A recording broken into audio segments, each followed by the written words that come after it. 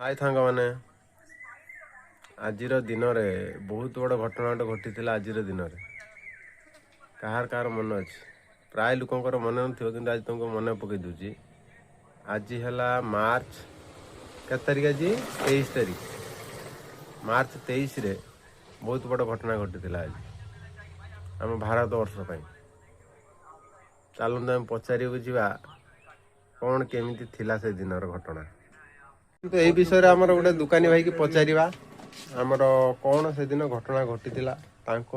कौन लाभ है ना क्षति है चलतु आस पचार टाइम रे बेपार केमती थिला आ परिस्थिति तुम केमती थिला सब समस्त जमी परिस्थिति सेमती था कि बेपार भल होता बिक्री नौता जिन सब बिक्री हो जा हो ताने कोरोना तुमको लाभ देछि कोरोना बहुत लाभ देछि ना तो पब्लिक पई खेती करछि हो। हां पब्लिक पई सर्वसाधारण खेती हला हो थैंक यू 2020 मसीहा मार्च मासरे तुम सतरे कोन हेतला मने अछि कंप्लीट लॉकडाउन पड़ता ऑफिस छुट्टी सांग साथी सहित टाइम स्पेंड करते मजा मस्ती पिकनिक फिस्ट सब किसी कर अभाव अनाटन